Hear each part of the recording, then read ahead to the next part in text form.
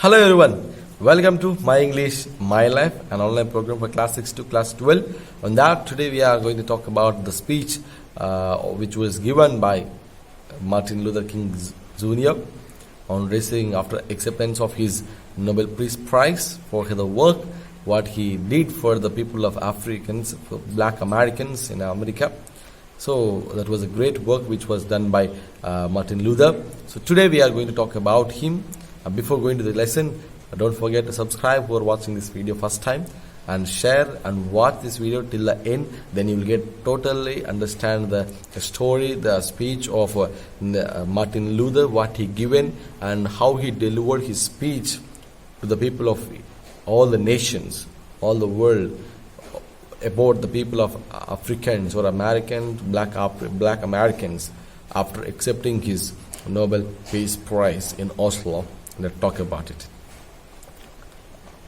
Martin Luther King accepts in speech on the occasion of the award for the Nobel Peace Prize in Oslo, December 10, 1964.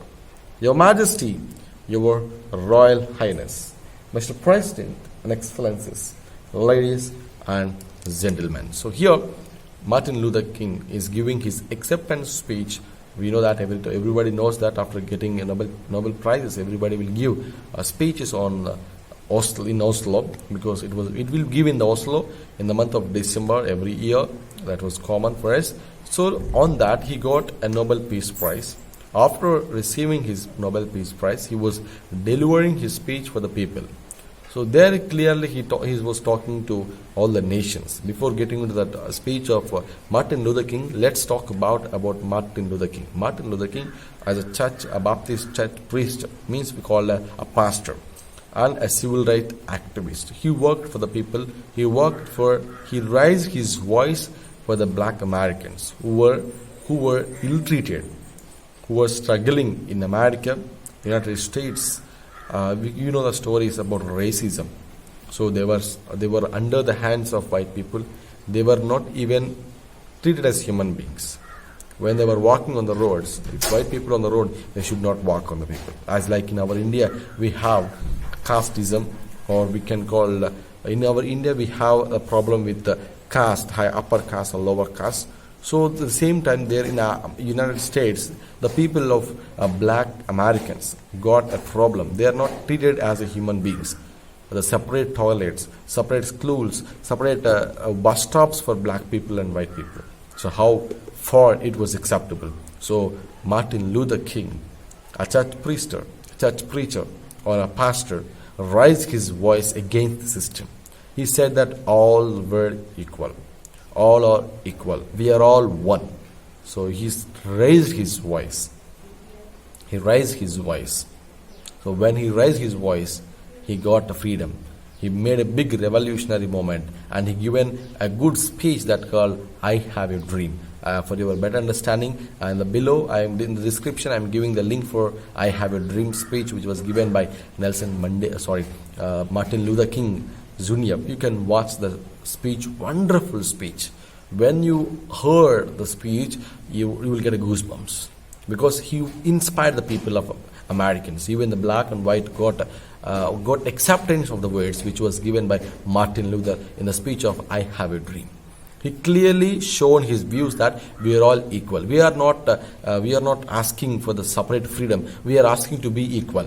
That was a word said by Martin Luther King Jr. And later he was assassinated after getting the freedom, after getting the Nobel Prize. After that he was assassinated by some white people. So there he was, the end of the story of Martin Luther King. So in the day of 10th December 1964, when he received the Nobel Peace Prize, he delivered his words from the people of white people, and for the black people, and for all the world. He given a wonderful words what he faced in his life, what he had seen in his life. He clearly given in the form of speech. Let's read and understand.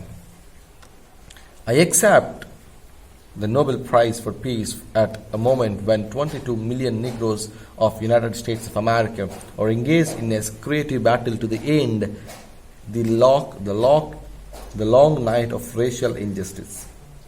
I accept this award on behalf of a civil rights movement which is moving with a determination and a majestic scorn of risk and danger to establish a reign of freedom and rule of justice.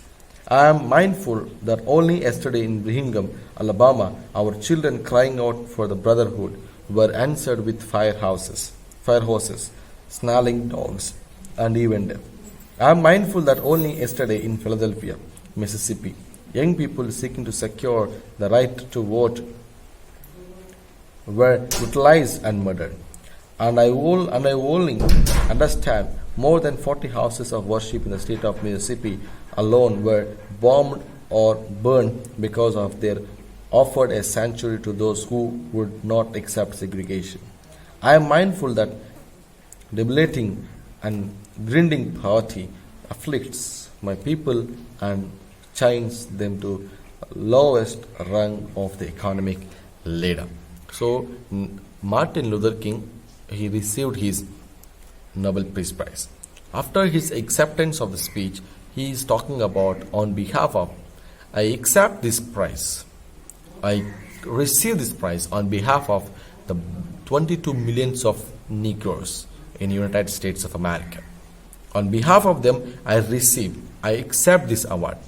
But at the same time, I want to remember that I accept this moment, this award for the moment of 22 million people in the United States of America who marched for the word racial injustice. We were treated as slaves. We were under racism. So we are against racial discrimination. We want racial injustice not. We want justice. We want all to be equal. So 22 million people were on the roads for the long battle, for the long walk, for the long moment. 22 million people who were with me on behalf of all the people, I accept this award. At the same time, I am going to talk yesterday what happened in the state of Mississippi.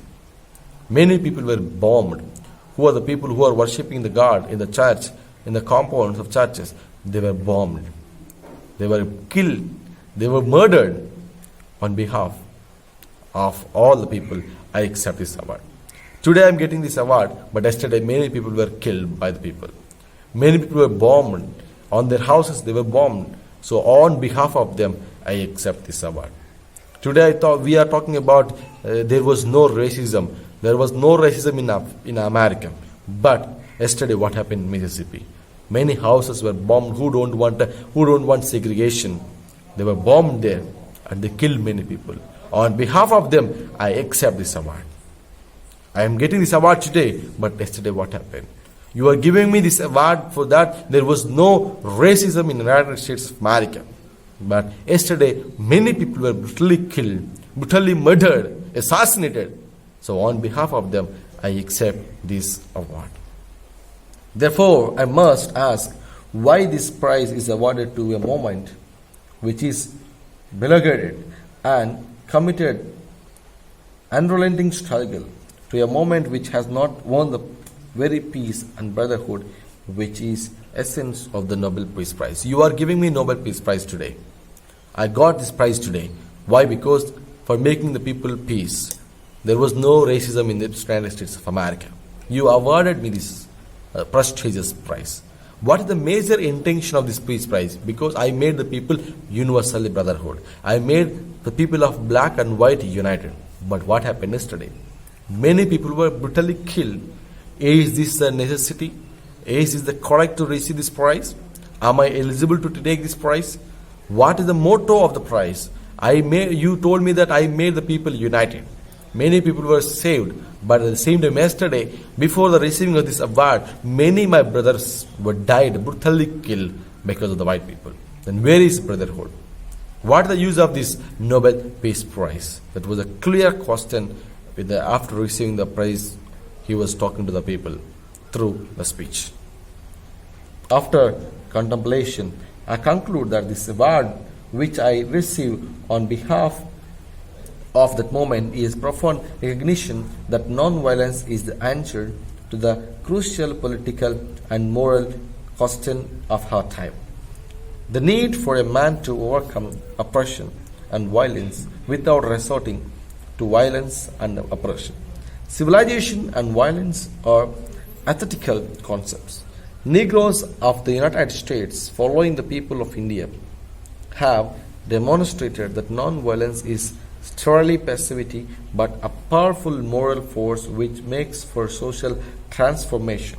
Sooner or later, all the people of the world will have to discover a way to live together in peace and thereby transform this pending cosmic elegy into a creative psalm of brotherhood. If this is to be achieved, a man must evolve for all human conflict a method of which rejects revenge, aggression, and retaliation.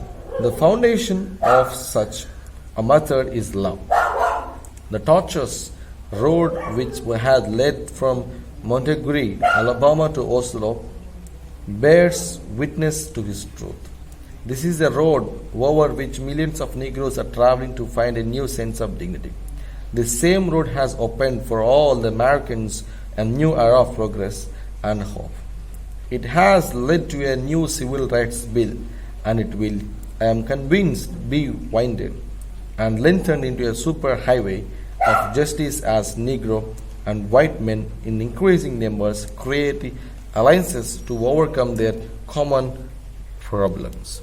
So this is the way. So now previously on the way to Oslo, we faced many problems.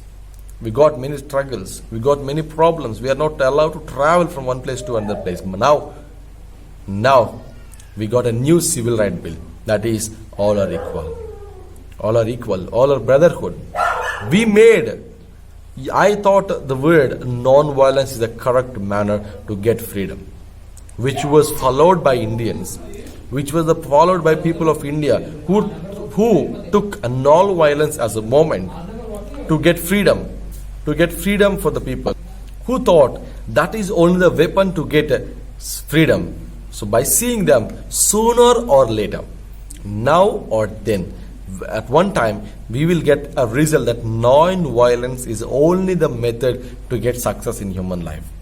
Non-violence is only the way to live in this world. That will build peace, that will build hope, that will build equality, that will build brotherhood. So I was waiting for the moment. I was waiting for the moment that all will live together in harmony.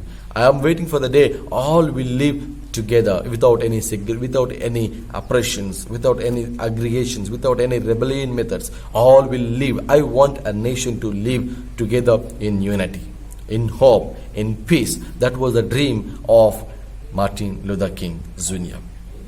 I accept this award today with an abiding faith in American and an audacious faith in the future of mankind. I refuse to accept this parade as a final response of the ambiguous of history. I refuse to accept the idea of that the easiness of man's present nature makes him morally incapable of reaching for the eternal outness that forever comforts him.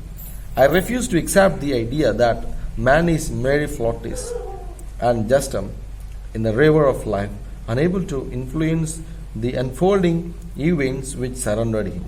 I refuse to accept that view that mankind is so tragically born to starless midnight of racism and war that the day break of peace and brotherhood can never become a reality. So Martin Luther King was talking about the word that is. Now I have a problem. I was talking, I'm going to accept this award for the people of Africans or black Americans, Negroes, what we call. So on behalf of them, I'm going to take this award for the word peace, for the word brotherhood, for the great respect for Americans that treating that black and white are equal. On behalf of them, I am going to receive. I am not going to take this award for only my personal revolution. It is not a personal revolution. It is not a personal statement. It is not a personal moment. It is the moment of 22 millions of Negroes who were living. In the word of living, instead of word living, I would talk one word, that is instead of surviving. The people, 22 million people who are surviving. Let me go for explain the word living and surviving. Living means a peaceful, surviving means with the starving. So we are 22 million people who are suffering and surviving in this America with a word rebellism, with the word of slave. So we don't want that. We want brotherhood. We want equality. So on behalf of all the people, 22 million people, I'm going to take this award. And clearly here, Martin Luther King is stating one word that is, I want peace and brotherhood in our United States of America.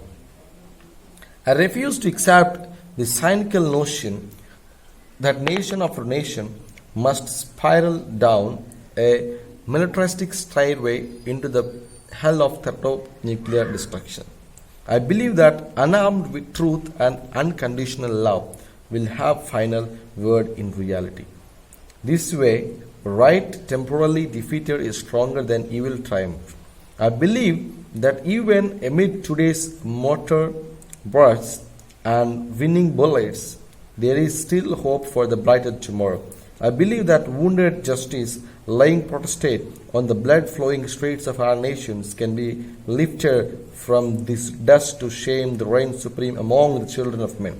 I have the audacity to believe that people everywhere can have 3 meals for a day for their bodies, education and culture for their minds, and dignity, equality, for freedom for their spirits. I believe that what self-centered men have torn down, men other-centered can build up. I still believe that one day mankind will bow before the altars of God and be crowned triumph over war and bloodshed. And non-violent redemptive good will proclaim the rule of land. And the lion and the lamb shall lie down together, and every man shall sit under his own vine and fig tree, and none shall be afraid. I still believe that we shall overcome. Here, Martin Luther King is using a biblical statement as a pastor, as a preacher. He quoted one word from the Bible. He said that the lion and the lamb will sit together. Is it possible? Will the lion will accept if the lamb is beside of the lion? Not. But the day will come, even means when we are under the God's prison, means we are under the God's hand, then everyone will be equal. The same thing he compared a lion and lamb, the white and black will sit together in front of the throne of God. So when the God comes, all the people will be united. So he wants the world to be brotherhood without any discrimination. He quoted the word that is, a lion and lamb will sit together and live together. That was the word he was waiting. That was the love and peace he was waiting for. He was struggling for. And here he said that word, that the world, the nation, the United Nations, the roads were with the bloodshed of the Negroes, the black Americans. So we were died. We were bullied, we were forced, we were dragged, we were treated like anything. So all the people who have seen all these things will see a good new world. Will see a new era. Will see a new reign, that is the black and white will sit together. Will live together. That was the love and peace what Martin Luther King was awaiting. And he said one word, that 3 meals of a day. So what were the 3 very important meals, very good words he said? The word meal, one that he said that, number 1, that is education and culture for their minds. Number 1 is education and culture for their minds. So what is education? What is culture? So education will teach us how to live in the society, and culture will teach us how to behave with others. So let me give 2 words here. Education and culture for their bodies. And for the body, they need education and culture. And for their mind, equality. For their, he want 3 meals, 3-day meals for their bodies. And second one is education and culture for their minds, and third very important thing is dignity, equality, and freedom for their spirits. So whatever they have the right to think and right to do. So that was the dignity, equality, and freedom for their spirits, education and culture for their minds, and first one is that is 3-day meal for their body. So he want a self-centered, self-esteemed. So they want to get physically, emotionally, and mentally they have to be very strong. So that was the dream of Martin Luther King about 22 million people of Negroes who were surviving in United States of America. This faith can give us courage to face the uncertainties of the future.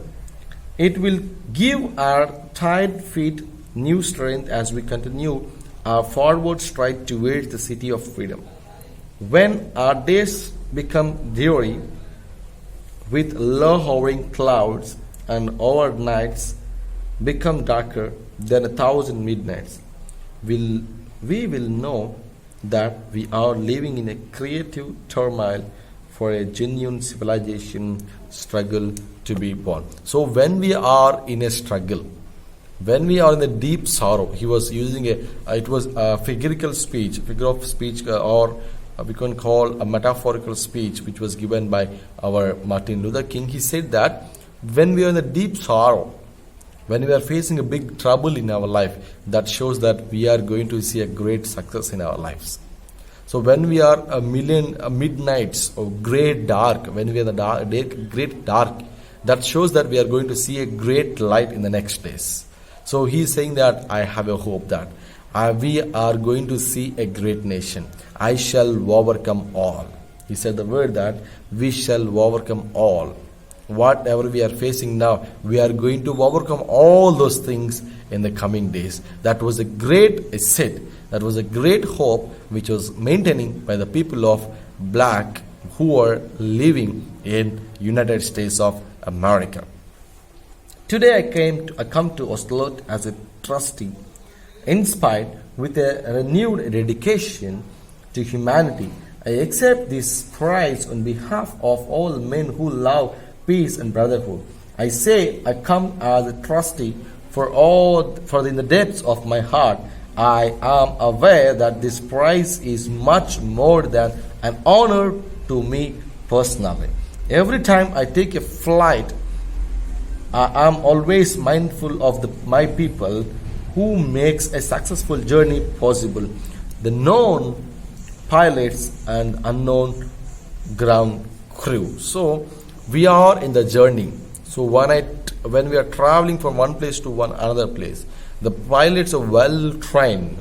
They are well known one, but the crew were unknown first. So I was in the place of pilot. So I am taking my people towards the journey. So we have to believe. They believed me and they kept trust on me. I came here as a trustee of 22 million people. I came here as a pilot of 22 million people. So they believed me and they were in the flight. They were in the journey and they believed me as a pilot that he can take us to the world of freedom. He can take us to the world of equality. He can take us to the world of love. He can take us to the world of hope. He can take us to the world of equality. He can take us to the world of humanity. So they believe me on behalf of the 22 millions of Negroes. I am here as a trustee to receive this honorary award on behalf of all the Negroes in United States of America. So as a pilot, as an unknown journey, but became a journey of successful when we faced many problems, struggles, but we still are waiting for the word brotherhood. So you honor the dedicated pilots of our struggle who have sat as the controls as the freedom moment soared into orbit. Your honor once again, Chief Lutuli of South Africa, who struggles for his people, are still met with the most brutal expression of humans inhumanity to human. You honor the ground crew without whose labor and sacrifices the jet flights to freedom could never have left the earth. Most of the people will never make the headline of and their names will not appear in the who's who's. Yet, when years have rolled past, when the blazing light of truth is focused on this marvelous age in which we live, men and women will know and children will be taught that we have a final land, a better people, a more noble civilization, because these humble children of God were living to suffer for righteous sake. So finally, many people struggled, many people lost their lives in the moment of the civil rights movement. Many people sacrificed their lives. Many people given up their lives. Many people, they worked, they struggled till the end, till their death. They worked hard to get freedom from the people of United States. So for them all, I'm going to take this award. For them all, I'm going to receive this award. On behalf of them, I'm going to receive this award. Maybe some people will forget, but their names will be engraved in the book of God, that for the word of civil rights movement. So I'm going to remember all those people who sacrificed their lives for this moment. I'm going to remember all the people who given up their lives for the civil rights movements to get equality, to get brotherhood, to get the word justice, to get the word equality, to get the word humanity for white and black, same in the United States of America. I'm going to receive this award on behalf of all my people in United States of America. And clearly he giving thank for the people, the chiefs literally who helped him from South Africa to help the people of Negroes in United States of America. I think Alfred Nobel would know what I mean when I say that I accept this award in the spirit of a creator of some precious heirloom which he holds in trust for its true honors, and those to whom beauty is truth of beauty, and in whose eyes the beauty of genuine brotherhood and peace is more precious than diamonds or silver or gold. So finally he is going to conclude his speech by a word that is peace and brotherhood is more precious than any other thing in this world, than gold, than silver, than diamonds. Peace and brotherhood is most precious. So that was the end of his speech. For your better understanding, I given the speech which was given by Martin Luther King, I Have a Dream, and at the same time the speech which was given in Oslo when he received the Nobel Peace Prize. That speech also in the description. You can watch them and you can get the words, how he given the words and his accent and way of expression the words. You can clearly understand by watching that videos also. Thank you for watching this video. That was the end of an icon of civil rights who worked for freedom, who worked for the civil rights movement, who abolished, who made America to be brotherhood, which was a work of Martin Luther King. Later he was assassinated and he was died later. So that was the end of this lesson. Thank you for watching this video. Don't forget to subscribe. That is the end of this class. Meet in the next class. Until then, bye bye. Take care.